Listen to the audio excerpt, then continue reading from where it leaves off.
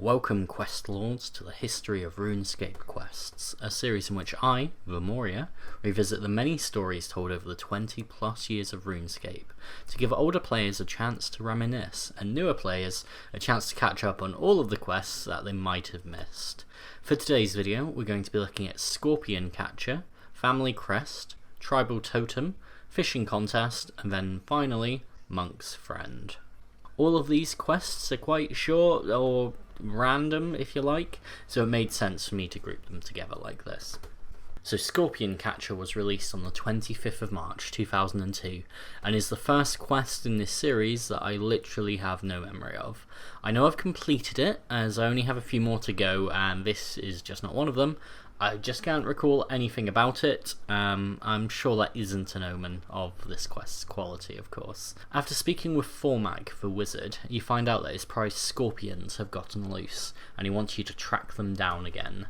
You can speak with the seers of the nearby seers village, who will talk in rhyme and give vague clues to help track down the scorpions. The first can be found, quote, in a dark place between a lake and a holy island, which leads the adventurer to the Taverley dungeon. The second, quote, has been spirited away by a brute of a man. He runs a shop in a village 2 canoe trips from Lumbridge, which points us in the direction of Pexa, the helmet shop owner, who admits to placing a scorpion under his brother's bed as a joke.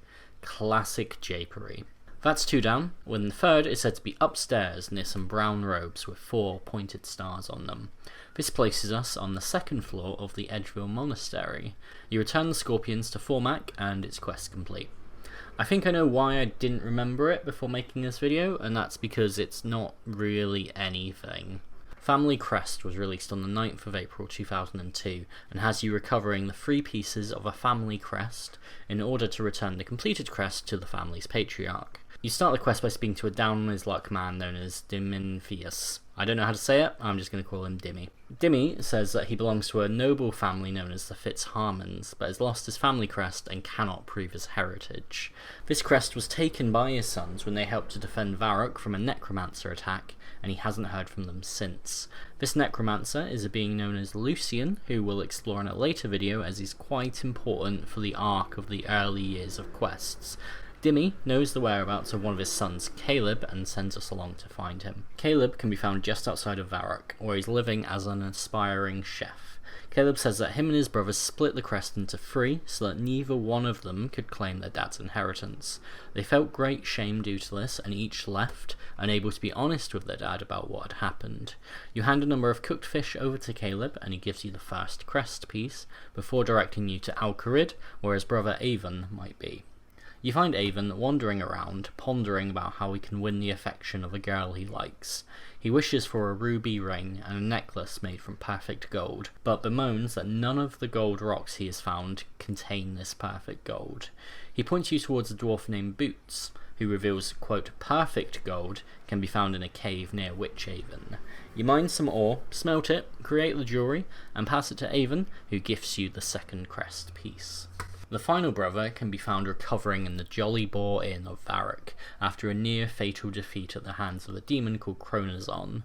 He says that he dropped his piece of the crest while escaping from the demon. He says that if you want the piece, then you're free to go and get it. You might just need to pry it from the demon's dead hands, though.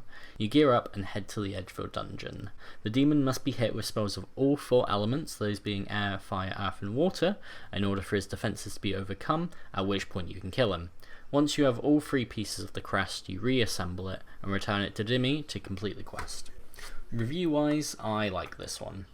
It's nice seeing where the 3 brothers end up, and you get to do a nice thing for a guy down on his luck. Plus, as a reward, you can get the cooking gauntlets, which are massively useful for training cooking, as it helps to prevent burning fish. That's a huge boost, and it makes the quest well worth it just for that alone. Tribal Totem is the next quest, and this was released on the 30th of April 2002. It has you retrieving an artifact from a rich white guy who has taken a prized artifact from some indigenous people. It's a bit on the nose, I'll be honest. You start it by talking with Kange Mao in the Shrimp and Parrot in Brimhaven. He'll tell you about an Ardenese explorer called Lord Handelmort, who recently stole the tribal totem to display in his private museum. Kangai wants it back. Back in Ardoyne, you attempt to break into the Lord's mansion, only to find it is extremely securely locked. The gardener, Horatio, will blurt out a clue about a lock combination, which is the Lord's middle name, that being Kurt. To get inside, you ask the nearby wizard Crompety, who has invented a new form of teleportation, to help out. His new form of magic are teleportation bricks that allow quick movement between the pair.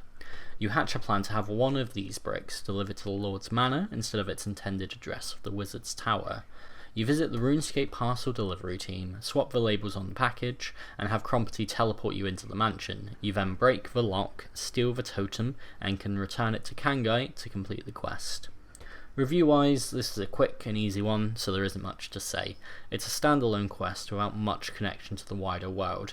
I do like that it takes a stance on rich invaders stealing artifacts from places they visit to display in a museum. I'm British though, so I wouldn't really have any opinion on that. Fishing Contest is a very simple quest that was released on the 28th of May 2002 and rewarded the player with a shortcut under the White Wolf Mountain, which connects Catherby and Taverley. This shortcut is basically obsolete now that lodestones exist, but for a while this shortcut was incredibly useful. To start it, you can talk to either Austri or Vestri, who will refuse to talk about the tunnel they're guarding until you're a friend. You ask how you can become their friend, and they will say they want the gold trophy gifted to the winner of the fishing contest in the town of Hemminster to the west. I base my friendship solely on arbitrary achievements too. It's a really good system. Near to the town you can find Grandpa Jack, who has previously won the contest for 4 consecutive years, and puts his success down to his use of red vine worms as bait, and his fishing spot, which is nearby to some pipes. However, this spot has been claimed by a vampire who has also entered the contest. You can pick up some of these special worms from MacGruber's wood, being careful to avoid the forester who will kick you out if he finds you. Back at the contest, the sinister stranger will refuse to swap places with you for a good fishing spot, but can be convinced to switch if you place garlic in the nearby pipes. He will complain about the smell and happily swap. There's no time to consider whether what you just did is a hate crime or not, as you've got a competition to win. With the bait and the fishing spot sorted, you can then catch some raw giant carp, win the trophy and return it to the brothers to complete the quest and gain access to the shortcut. There isn't much to say about this quest. It's short and it's silly, like a few others released around this time. Monk's Friend is the last quest for this video, and it was released on the same day as Fishing Contest, and it has you helping a monk to throw a banging party. Brother Omad is the monk in question and wants you to do 2 things for him to help the party along. The first is to retrieve a beloved blanket belonging to the baby boy of another monk, Brother Andro. The baby has been crying every night since its blanket was stolen, and noise has totally been harshing the vibe. You find the blanket in a nearby thieves' hideout and return it with little fanfare. The second half requires you to find Brother Cedric, who drunkenly crashed his cart while transporting the drinks to the monastery. You help him sober up by giving him some water, and give him the logs needed to repair his cart. Back at the monastery, Omad is satisfied and will throw the party of the century. Quest complete. In review, this quest is dumb. It's short and it's nothing. All of these 5 quests were released within a space of 2 months, so I understand that the developers were cranking these quests out, but you can definitely see that these were not some of their better ideas. With that all being said, that is the video, so please leave a like if you liked it, subscribe if you want to see more, feel free to watch the previous videos in this series, and finally leave a comment detailing if you have any fond memories of Scorpion Catcher. I have a vague recollection of the majority of these quests, but I literally have nothing when it comes to the Scorpions. I've been Vamoria, thank you very much for watching, and happy questing.